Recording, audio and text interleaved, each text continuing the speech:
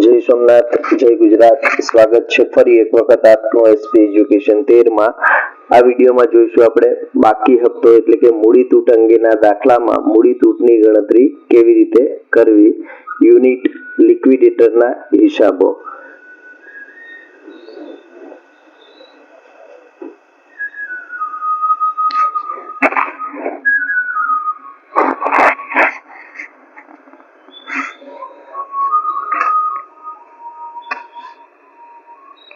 તો સૌપ્રથમ જોઈશું આપણે બાકી હપ્તો અને મૂડી તૂટ।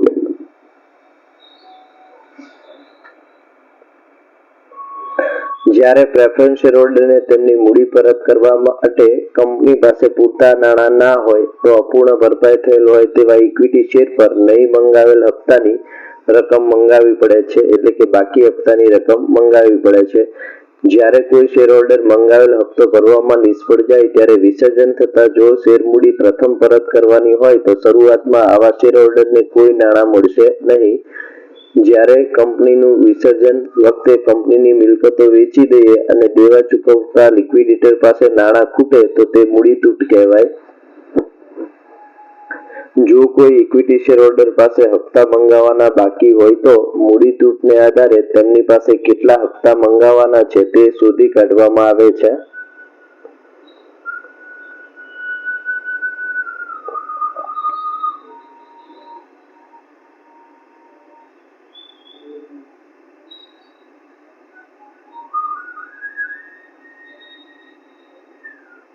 હવે જોઈશું આપણે મૂડી તૂટની ગણતરી વખતે કયા સંજોગો ધ્યાનમાં લેવાય। તો મૂડી તૂટની ગણતરી કરતી વખતે નીચેના સંજોગો ધ્યાનમાં લેવાય। 1. જ્યારે બિન સલામત લેણદારને ચૂકવવા માટે લિક્વિડેટર પાસે નાણાં પૂરતા પ્રમાણમાં ન હોય। 2. જ્યારે દેવા પૂરા ચૂકવાઈ ગયા પછી પ્રેફરન્સ શેર હોલ્ડરને તેમની શેર મૂડી પરત કરવા નાણાં પૂરતા ન હોય। 3. જ્યારે પ્રેફરન્સ શેર મૂડી પરત થઈ ગયા પછી ઇક્વિટી શેર હોલ્ડરને તેમની વસૂલાવેલ મૂડી પરત કરવા નાણાં પૂરતા ન હોય તેવા સંજોગોમાં મૂડી તૂટની ગણતરી કરવી પડે છે। હવે આપણે જોઈશું મૂડી તૂટની ગણતરી કરતી વખતે કયા સ્ટેપ ધ્યાનમાં લેવા। તો મૂડી તૂટની ગણતરી કરવા માટે નીચે મુજબના સ્ટેપ ધ્યાનમાં લેવા કે અનુસરવા। સ્ટેપ નંબર 1, સૌપ્રથમ વધારો શોધવો। સ્ટેપ નંબર 2, કુલ પરત કરવાની રકમ શોધવી। સ્ટેપ નંબર 3, મૂડી તૂટ શોધવી।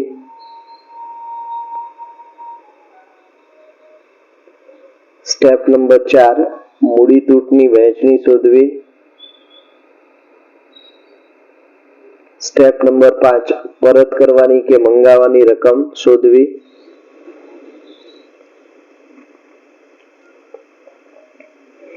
તો સૌપ્રથમ આપણે એક પછી એક સ્ટેપની ગણતરી કેવી રીતે કરવી તે ધ્યાનમાં લઈશું।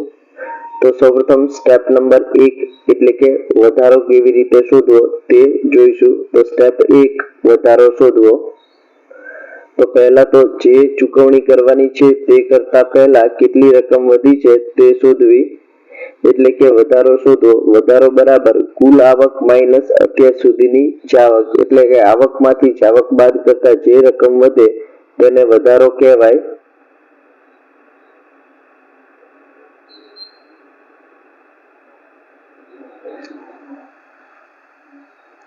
સ્ટેપ 2, કુલ પરત કરવાની રકમ શોધવી। તો કુલ પરત કરવાની રકમ બરાબર બિન સલામત લેણદારો વત્તા પ્રેફરન્સ શેર મૂડી વત્તા વસૂલાવેલ શેર મૂડી ધ્યાનમાં લેવી, જેમાં વસૂલાવેલ શેર મૂડીમાં ઇક્વિટી શેર પર ભરપાઈ થયેલ હપ્તાની રકમ જ ધ્યાનમાં લેવી। ત્યારબાદ સ્ટેપ નંબર 3, મૂડી તૂટ શોધવી। તો મૂડી તૂટ શોધવા માટેનું સૂત્ર નીચે મુજબ થશે। તો મૂડી તૂટ બરાબર કુલ પરત કરવાની રકમ માઈનસ વધારો, એટલે કે સ્ટેપ નંબર 2 માંથી સ્ટેપ નંબર 1 ની રકમ બાદ કરવી।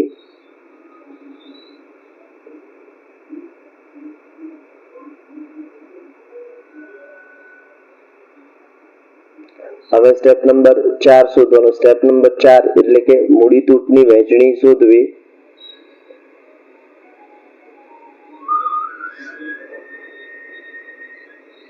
તો આ મૂડી તૂટની જુદા જુદા પ્રકારના ઇક્વિટી શેર હોલ્ડરો વચ્ચે ફાળવણી કરવો.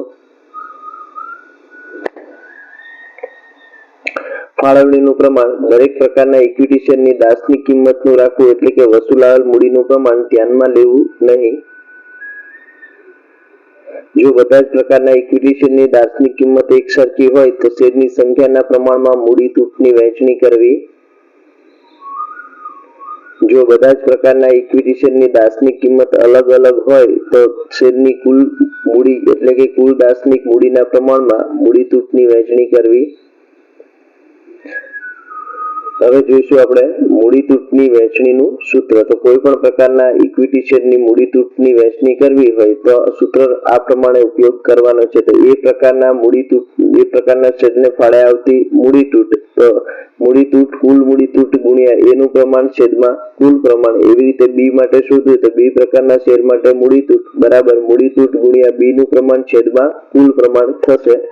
એવી રીતે સી ડી જેટલા પણ પ્રકારના શેર આપ્યા હોય તેટલા પ્રકારના શેર માટે ફાળે આવતી મૂડી તૂટ શોધી શકીએ. મૂડી તૂટની વહેંચણી થઈ ગયા બાદ આપણે પરત કરવાની કે મંગાવવાની રકમ શોધવાની છે, એટલે કે સ્ટેપ નંબર 5 ની ગણતરી કરવાની છે. સ્ટેપ નંબર 5 એટલે કે પરત કરવાની કે મંગાવવાની રકમ. તો હવે દરેક પ્રકારના ઇક્વિટી શેરની વસૂલાવેલ રકમમાંથી તેમને ફાળે આવતી મૂડી તૂટ બાદ કરો. જો આમ કરવાથી રકમ પ્લસ આવે તો તેટલી રકમ તે પ્રકારના શેર હોલ્ડરને પરત મળશે. જો આમ કરવાથી રકમમાં ઋણ આવે નિશાની તો તેટલી રકમનો હપ્તો તેમને ચૂકવવો પડશે શેર હોલ્ડરોએ. સૂત્ર પરત કરવાની કે મંગાવવાની રકમ માટે નીચે મુજબના બે સૂત્રો યાદ રાખવા. પરત મળે એટલે કે પ્લસ, વસૂલાવેલ રકમ વધુ હોય ફાળે આવતા મૂડી તૂટ કરતા તો પ્લસ આવશે, તે વસૂલાવેલ રકમ માઇનસ ફાળે આવતી મૂડી તૂટ. હપ્તો મંગાવવો પડે એટલે કે માઇનસ, તો વસૂલાવેલ રકમ માઇનસ ફાળે આવતી મૂડી તૂટ, તો વસૂલાવેલ રકમ ફાળે આવતી મૂડી તૂટ કરતા ઓછી હોય. પ્લસ આવે તો રકમ પરત કરવાની છે અને માઇનસ આવે તો હપ્તો મંગાવવાનો છે.